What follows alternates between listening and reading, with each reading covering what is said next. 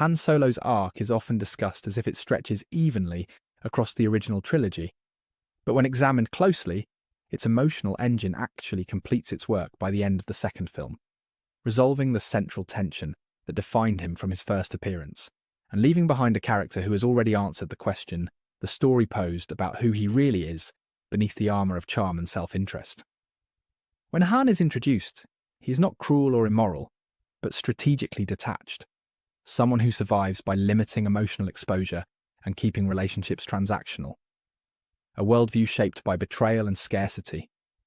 and reinforced by a galaxy that rewards independence over loyalty, making his cynicism less a flaw than a learned survival strategy. What makes Han compelling early on is that his detachment is never framed as strength, only as protection, a shell that allows him to navigate danger without commitment, and the story consistently positions this distance as something that keeps him alive but also keeps him incomplete, emotionally stalled in a state of perpetual exit readiness. By the time The Empire Strikes Back begins, Han has already crossed the most important threshold of his journey, because he is no longer deciding whether to care, he already does, and the narrative reflects this shift by removing the external incentives that once motivated him, leaving only internal choice as the driver of his actions. In this phase, Han does not need to be persuaded to stay, and he does not require payment or coercion to remain involved, because his loyalty is no longer conditional. It is voluntary, emerging not from obligation but from attachment, signalling that the core transformation from self-centered survivor to chosen ally has already taken place. His relationship with Leia Organa is central to this resolution, not because it softens him into sentimentality, but because it forces him to confront vulnerability without retreat, choosing emotional exposure over escape even when the cost is uncertainty rather than immediate danger. Crucially, Han's growth in Empire is not about learning bravery, because he has always been brave, but about accepting that caring for others does not weaken him, and that attachment does not automatically lead to loss, a belief he has spent his life defending against, and one the film systematically dismantles through choice rather than consequence. The most telling evidence that Han's arc is already complete is that his internal conflict no longer drives the plot forward, because it has been resolved, and instead the plot moves around him, placing him in jeopardy not to test his values, but to preserve the momentum of a story that has already answered its character question. This is why the carbonite freezing carries such symbolic weight, functioning not merely as a cliffhanger, but as a narrative pause, a suspension of motion after transformation, where Han is literally immobilized because there is no longer an internal journey pushing him toward another decision point.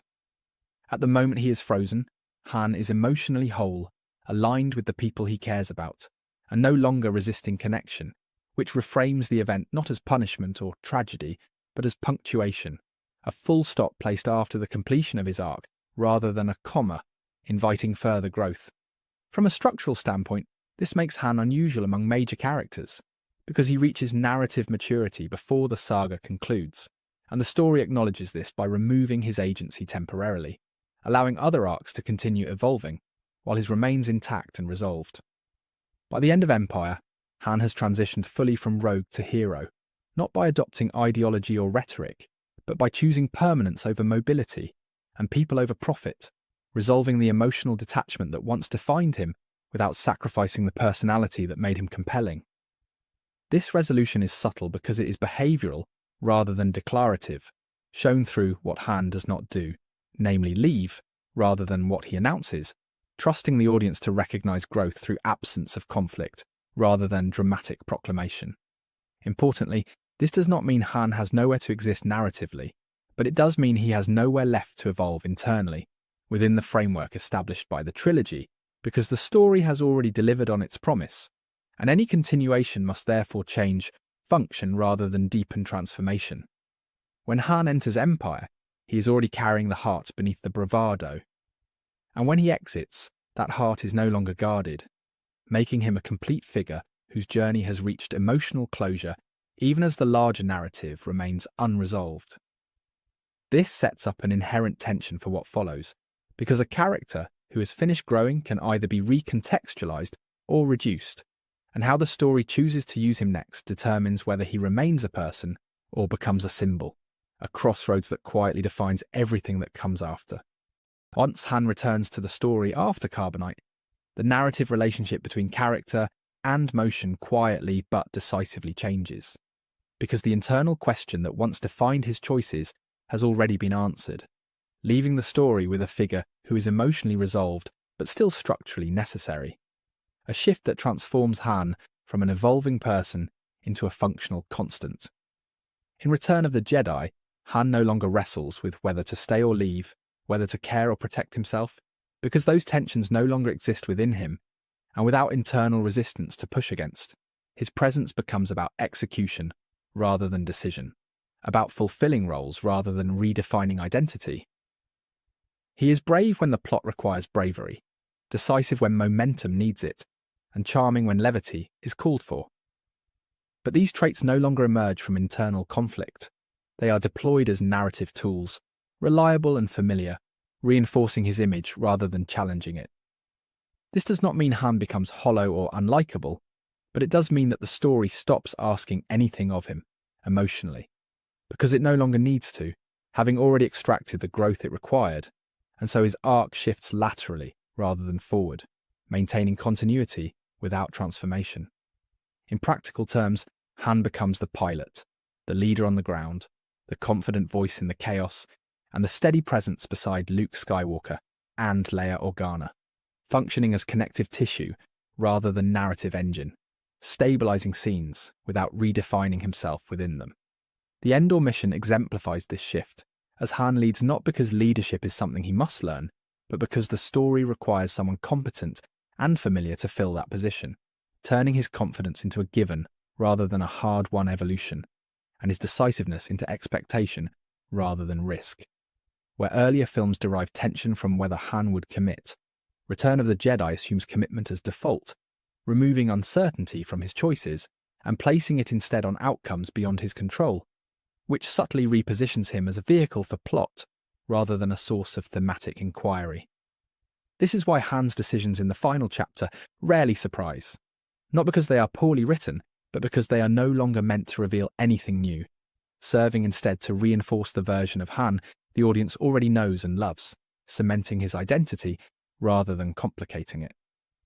The story begins treating Han less as a man in motion and more as an emblem of rebellion, era swagger,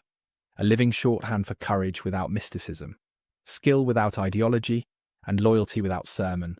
qualities that once needed explanation but now operate symbolically.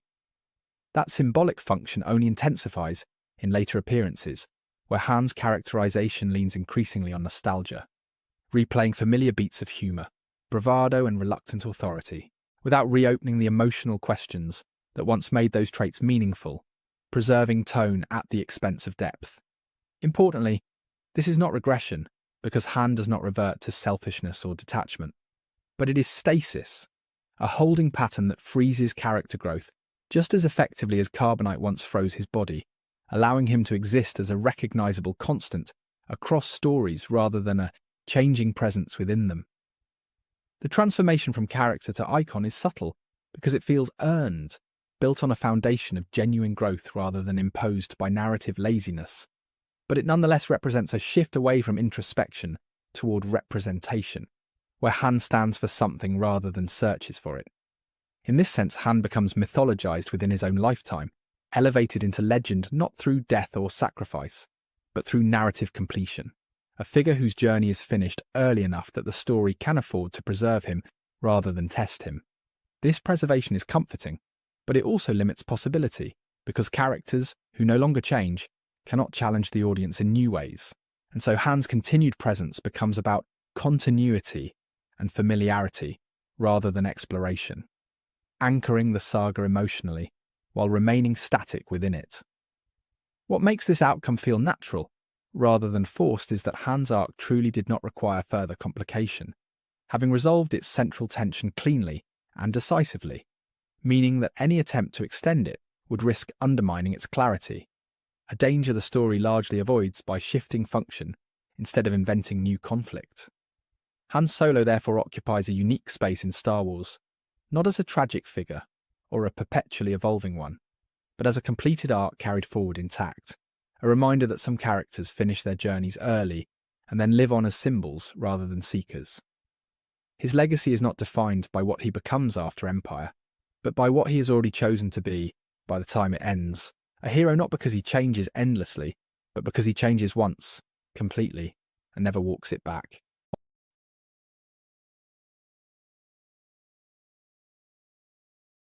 Thank you for watching. Be sure to like, subscribe, and hit that share button.